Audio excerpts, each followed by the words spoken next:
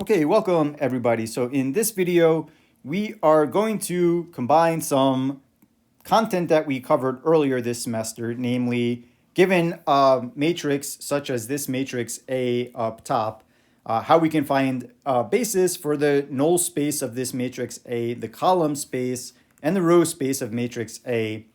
And then we're going to do the same for the matrix A transpose. And we'll take a look at the bases for each of these spaces and identify which subspace is actually orthogonal to the others. But let's first kind of review how we can find bases for each of these matrix subspaces. So let's consider the matrix A, which is a 2 by 3 matrix. And the first row is 1, 0, minus 1. And the second row is minus 2, 0, 2. So if we want to find bases for these matrix subspaces, oftentimes we want to go ahead and take the matrix and write it in its reduced row echelon form. So in this case, I can multiply the top row by 2, add it to the second row to replace the second row, and what we get is a row of zeros. So this tells me that I have a free variable for x2 and I have a free variable for x3. So we have two free variables. So we should expect the null space to have a basis with two vectors. And I've got that written below. And for the row space, we would say, okay, this row over here has a pivot in it. This row does not. So for the row space, we can just pull off the top row, which is the only row that has a pivot in it. So the null space of matrix A in this case is has a basis where one vector is 0, 1, 0. This is corresponding to x2 being free and none of the other entries depending on x2. And the second vector is 1, 0, 1. This comes from the fact that x3 is free and x1 is equal to whatever x3 is. So the null space of A is spanned by two vectors, and the row space of A is spanned by this one vector, 1, 0, minus 1. Let's take a look at the corresponding spaces for A transpose. So A transpose would be a 3 by 2 matrix where the first row is 1, minus 2, and that comes from the first column of matrix A. The second row is 0, 0. That comes from the second column of A. And then the third row is minus 1, 2, and that comes from the third column of matrix A. And we can put this in its reduced row echelon form by, for example, replacing row 3 with row 1 plus row 2. And that gives us a top row of 1 minus 2. The second row in the reduced row echelon form is 0, 0, and the third row is 0, 0. So here, this matrix has a pivot in column 1.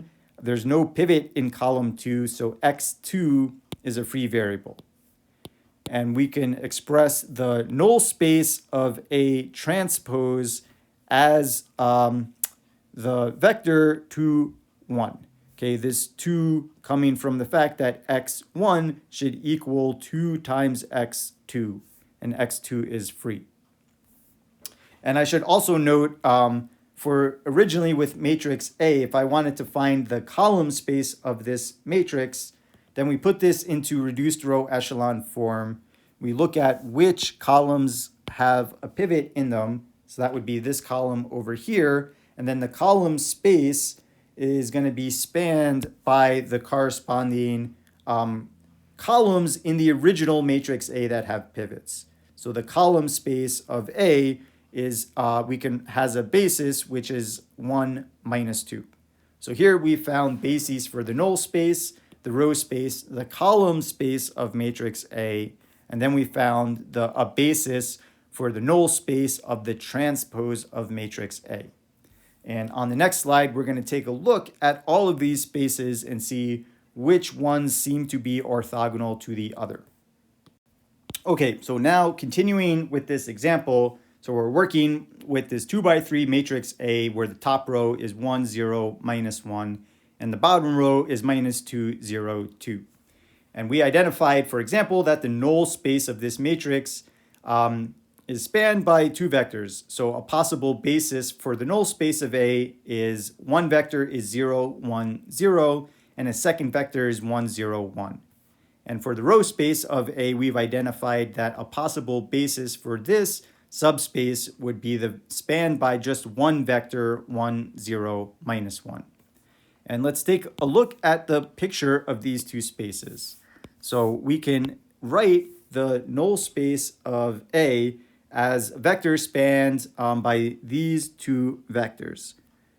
So that might look like this space over here. This is a plane in R3.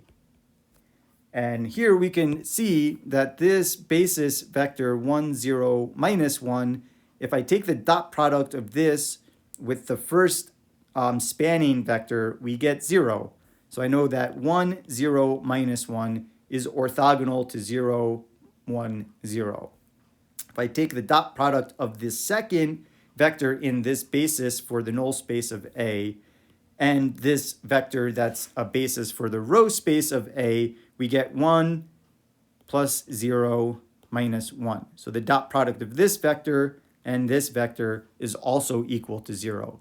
So what I can see is this vector 1, 0, minus 1 is orthogonal to both of these vectors. So therefore, it is going to be orthogonal to any vector that sits in this plane.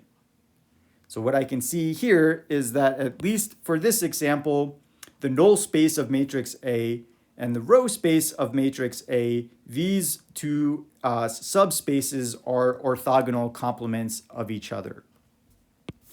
And similarly, taking a look at the column space of A, which had a basis which can be given with the span of just one vector, 1, minus 2. And then we looked at the null space of A transpose. That has a basis that consists of one vector, 2, 1. And notice these two vectors are orthogonal to each other, since the dot product here would be 1 times 2 plus minus 2 times 1. So the dot product of these two vectors is going to give us 0.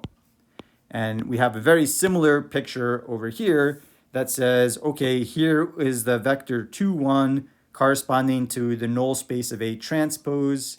And here is the subspace that corresponds to the column space of matrix A, which is spanned by vector 1, minus 2.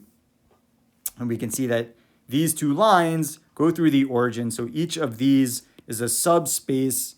And in addition, these two vectors or these two lines are perpendicular to each other. So that's why the column space of matrix A is the orthogonal complement to the null space of A transpose.